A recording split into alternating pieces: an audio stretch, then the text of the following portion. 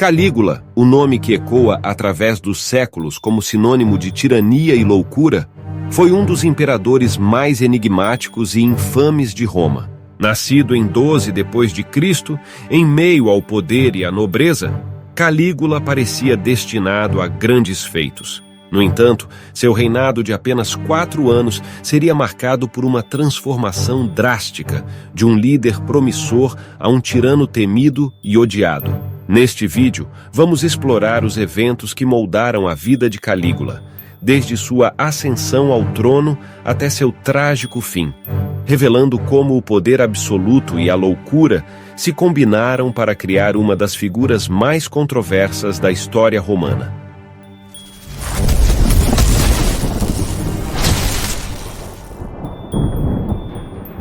Gaius Július César Augustus Germânicos, conhecido como Calígula, nasceu em uma das famílias mais influentes de Roma. Seu pai, Germânico, era um general amado pelo povo e considerado o herdeiro legítimo do trono. Desde jovem, Calígula foi exposto às complexidades da política romana e às intrigas da corte. Apesar de sua infância aparentemente privilegiada, ele testemunhou a queda de sua família quando seu pai morreu em circunstâncias suspeitas. Sob a crescente suspeita e hostilidade do imperador Tibério, muitos dos parentes de Calígula foram exilados ou executados. No entanto, o jovem Calígula conseguiu sobreviver e, com o tempo, ganhou a confiança de Tibério, que eventualmente o nomeou seu sucessor, colocando-o em um caminho que o levaria ao trono. Em 37 d.C., aos 24 anos, Calígula se tornou imperador de Roma após a morte de Tibério. Sua ascensão ao poder foi recebida com entusiasmo pelo povo e pela elite romana, que viam nele a oportunidade de uma nova era de prosperidade. Nos primeiros meses de seu reinado, Calígula implementou uma série de reformas populares, incluindo a abolição de alguns impostos e a realização de grandes jogos e festas para o povo. Essas ações aumentaram ainda mais sua popularidade e o jovem imperador foi celebrado como o Salvador de Roma. No entanto, essa fase de benevolência e estabilidade seria interrompida de forma abrupta quando Calígula foi acometido por uma grave doença que quase tirou sua vida. Sua recuperação, embora vista como um milagre, marcou o início de uma mudança profunda em seu comportamento e na forma como governava. Após sua recuperação, Calígula começou a mostrar sinais de megalomania e comportamentos cada vez mais imprevisíveis. Ele se autoproclamou um deus, exigindo que os senadores e cidadãos de Roma o venerassem como uma divindade. Esse desejo por adoração divina foi apenas o início de uma série de ações que chocaram a sociedade romana. Calígula ordenou a construção de estátuas em sua homenagem em templos por todo o império e começou a dar ordens absurdas, como a de que o mar deveria ser golpeado como punição por uma tempestade que frustrou seus planos militares. Sua busca por poder absoluto resultou em humilhação do Senado ao nomear seu cavalo Incitatus como sacerdote e prometer torná-lo cônsul, demonstrando desrespeito pelas instituições romanas.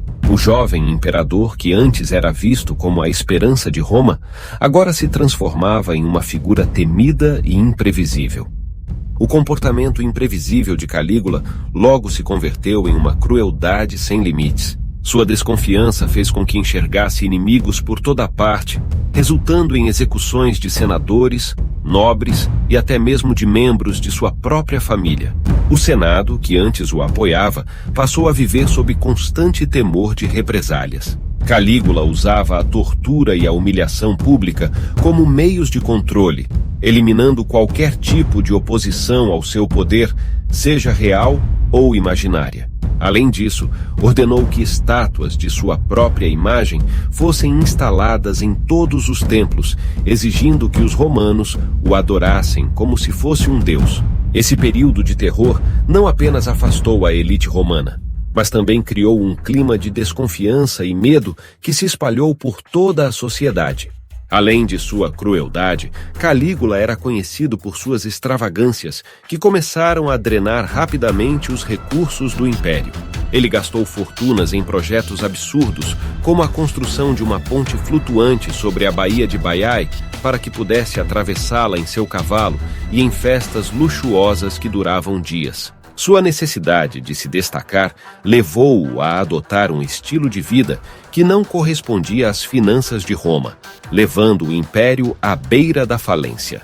Quando os cofres começaram a secar, Calígula recorreu à extorsão e ao confisco de propriedades para manter seu estilo de vida opulento, alienando ainda mais a aristocracia romana. Seu desprezo pelo bem-estar econômico do império foi um dos principais fatores que contribuíram para sua queda. Calígula não se satisfazia apenas em governar, ele desejava ser venerado. Sua indulgência pessoal e convicção em sua própria divindade o levaram a obrigar os habitantes de Roma a participar de rituais em sua homenagem.